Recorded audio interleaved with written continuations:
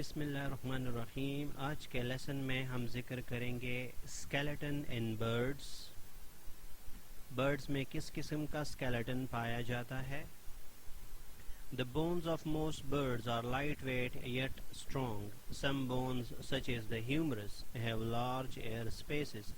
یہ humerus bone diagram کے ساتھ آپ کو دکھائیں گے.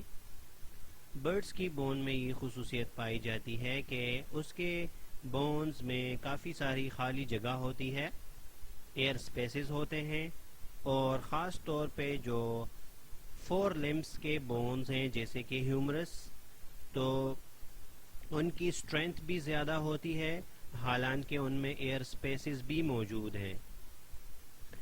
ان ایئر سپیسز کی وجہ سے برڈز کا ویٹ کم ہوتا ہے کیونکہ ان کو فلائٹ میں اس طرح سے بہت آسانی ہوتی ہے. جبکہ یہاں اس پوائنٹ میں آپ دیکھ سکتے ہیں کہ کچھ برڈز ایسے ہیں جو پانی میں غوطہ لگا کر خوراک تلاش کرتے ہیں. ان برڈز میں بونز کافی ڈینس ہوتے ہیں. They have dense bones.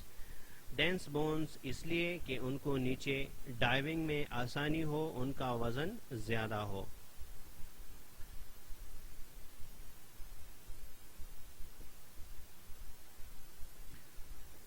Birds میں ایک بات دیکھی گئی ہے کہ برڈز کا نیک یعنی کہ گردن کافی فلیکسیبل ہوتی ہے، اور برڈز کی چونچ اور فلیکسیبل نیک کی مدد سے پرندے اپنے ینگ بچوں کو آسانی سے فوڈ کھلا سکتے ہیں. They can feed their young easily with the help of bill and very flexible neck.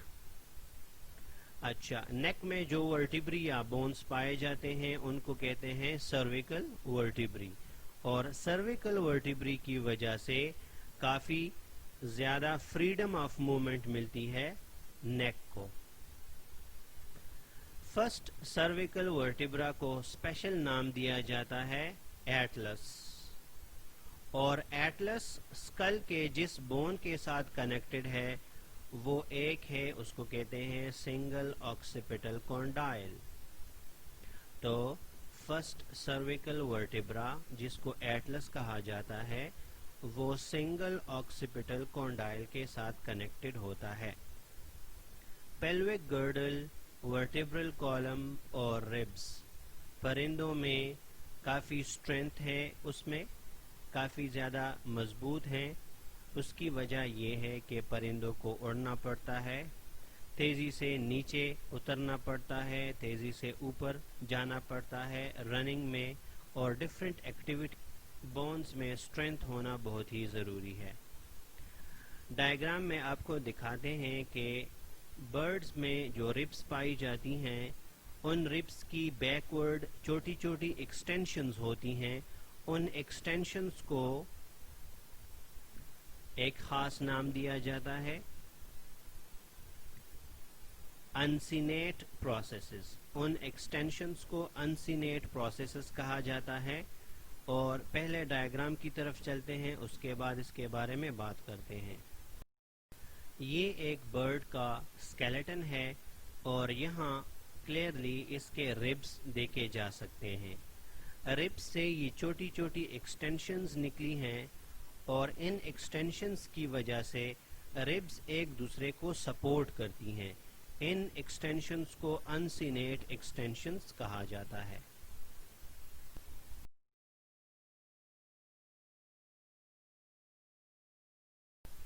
The posterior caudal vertebrae are fused into a pygostyle which helps support the tail feathers that are important in steering.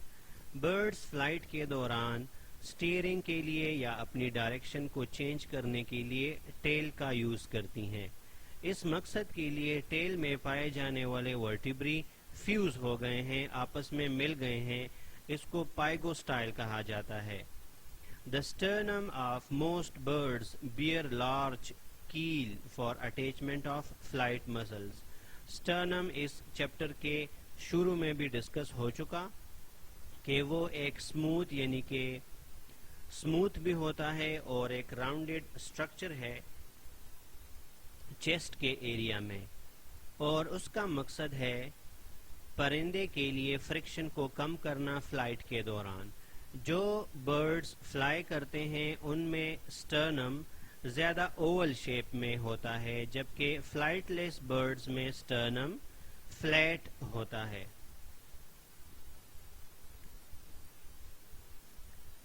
The keel attaches firmly to the rest of axial skeleton by the ribs.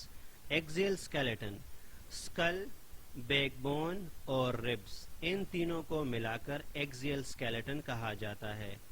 तो कील यानी कि chest वाला area axial skeleton के साथ काफ़ी मजबूती के साथ अटैच रहता है।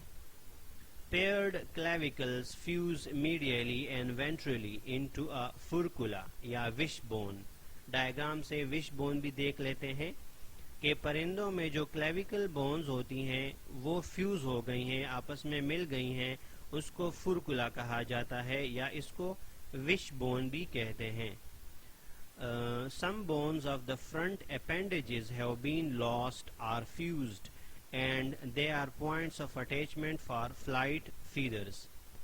Wings में जो बोन्स पाई जाती हैं उन बोन्स में कुछ बोन्स लॉस्ट हो गई हैं, खो गई हैं या ख़त्म हो गई हैं या फ्यूज हो गई हैं दूसरी बोन्स के साथ। ये इसका फ़ायदा ये है कि अगर कई बोन्स आपस में फ्यूज हो जाएंगी तो वो एक मजबूत सहारा प्रोवाइड करेंगी मसल्स की अटैचमेंट के लिए।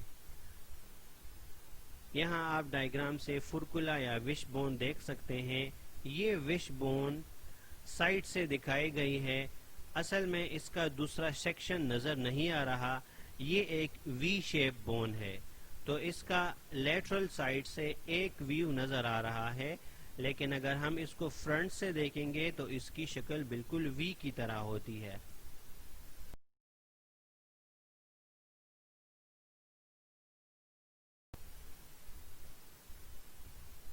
अब बात कर लेते हैं मसल्स इन बर्ड्स।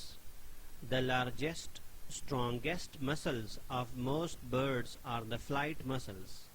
चूँकि flight muscles बहुत यूज़ होते हैं, उनमें माइटोकॉन्ड्रिया बहुत होते हैं, एनर्जी की कंजम्पशन ज़्यादा होती है, इस वजह से ये मसल्स बहुत स्ट्रॉन्ग भी रहते हैं।